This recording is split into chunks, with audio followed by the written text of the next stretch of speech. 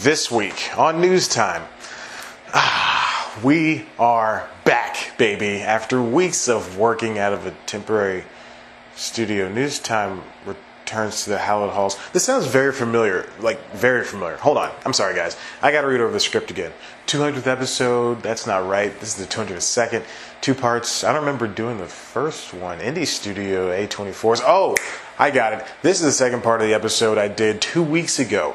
The one about A24's rise in prominence. So it looks like this episode is supposed to cover the other indie studios that also made their way to the eminence run.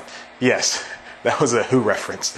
200 and we're still making jokes that no one will get.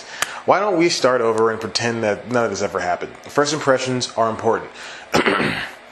This week on News Time, we are back. Ron, this is the same script. It's News Time. Delivering to you the news you didn't know about, the news you didn't care about, and the news you didn't know you cared about. With host, Chad White. Now, here's that host, Chad White.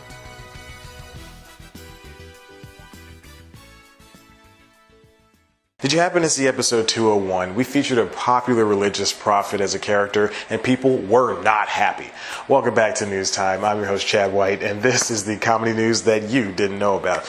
That was a South Park reference. Yes, I did do an episode about A24 a couple of weeks back, and in it, I covered why and how A24 came to the front of the pack in terms of distribution as well as producing. The company seems to understand what it takes to put out an indie movie that can speak to not only a niche crowd, but the wider audience that eventually finds the movie via forums, streaming networks, and word of mouth. I urge you to check out the episode, not only because it's chock full of impactful information, which may benefit you while viewing this episode, might I add, but also watch it because I worked super duper hard on it. It meant a ton. Thanks. Given that there are so many indie studios with so many great movies, I think it's best if I only focus on a few today, like 5. Focus Features, Blumhouse, Neon, Fox Searchlight, and IFC Films / Midnight. It makes everything easier. You understand, don't you? Who am I kidding? I'm lucky that you're even watching this show. So let's start with Focus Features, probably the most problematic of the group. Not because of its movies, but because of its parent company, Comcast, aka Universal Pictures, aka NBC Universal. Ugh. You've seen their movies in Bruges, Moonrise Kingdom, Dallas Buyers Club, all the Insidious movies, Atomic Blonde, Lady Bird, so many great films. The studio came into light with the release of 2005's Brokeback Mountain, which also happens to be its highest grossing movie released in America to date. Turns out we really like gay cowboys. Excuse me, cowmen. No, I'm sorry. Cow people. Focus was born from a merger of 3 studios in 2002. In 2004 and 2015, the studio revived Rogue Pictures and Gramercy Pictures, respectively, as genre-based release labels. Additionally, the Frankenstein studio monster also merged with Universal Pictures International, basically to make one Focus Features. Under those names, the studio was able to release both independent and foreign films.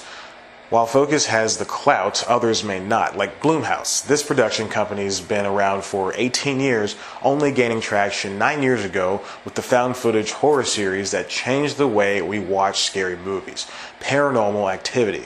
After 4 movies and 2 spin-offs, the series hasn't been revered for starting the revolution it pioneered, mostly because every movie after 2 was poo-poo, but we pretty much have to thank those involved for getting horror out of its oversexed teen romp. This is the same company that introduced us to The Purge, Sinister, and Insidious after all. They cornered the market on the horror genre. Blumhouse's strategy is sound. Give the filmmakers as little money as possible to make the scariest possible film. Trading creative freedom for a $100 million budget sounds good to me. Even their sequels and prequels do well. Ouija, Origin of Evil scored 9 times its own budget. 9! Blumhouse is doing the best out of all the studios in this episode. Staying true to itself while treating their directors as equals, that's how movies should be made. Okay, Focus, Blumhouse. Now we're at, Neon. I can't imagine, they distributed I, Tonya. That's how they came to prominence.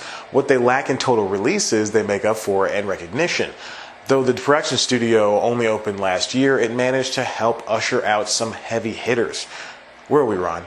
Oh, yeah. Okay, Fox Searchlight, definitely the strongest and eldest studio here. Searchlight is the one to beat. It's been nearly a quarter of a century, and they keep making quality flicks. And a lot of its movies have lived in the zeitgeist for years following their release. No cult status here, just full-fledged successes.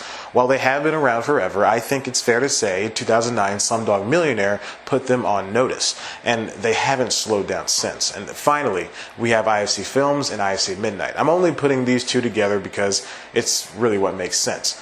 IFC used to release movies to video on demand and straight to DVD, those discs that only I collect. Then in 2006 came the theater and VOD double release. Then in 2008, they created IFC Festival Direct for films without a promised US release date. But where's Midnight? 2010 saw the splintering of the horror, sci-fi, and other scary movie types. It's got its own imprint and logo and everything.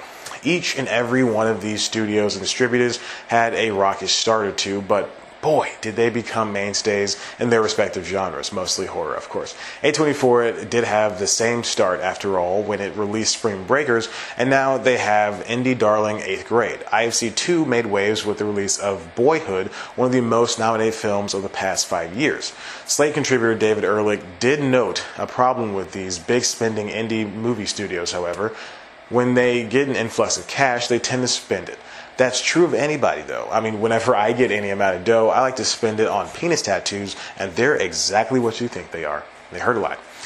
He writes about A24 and DirecTV's early days of a 12-movie pact where they had trouble releasing movies they had no confidence in. Some defied expectations and were received well, such as the modern western Slow West, while others failed miserably like Barely Lethal, the very movie that started my crush on Haley Steinfeld. That was weird. And that's very true. IndieWire contributor Eric Kahn also notes the importance of these newly established distributors. He cites Neon's foreign-led directed film purchases as sidestepping traditional genre norms.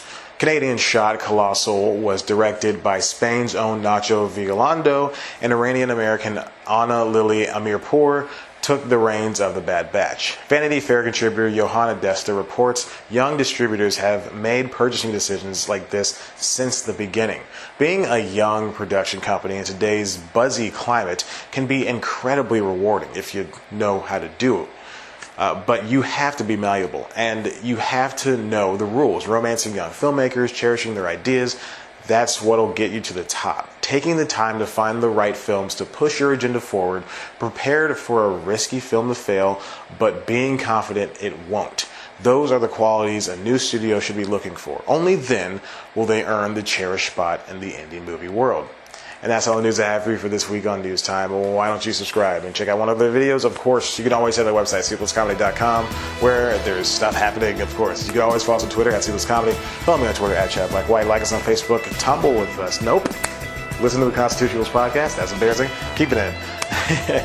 And listen, if you mess up, you just keep rolling with the punches.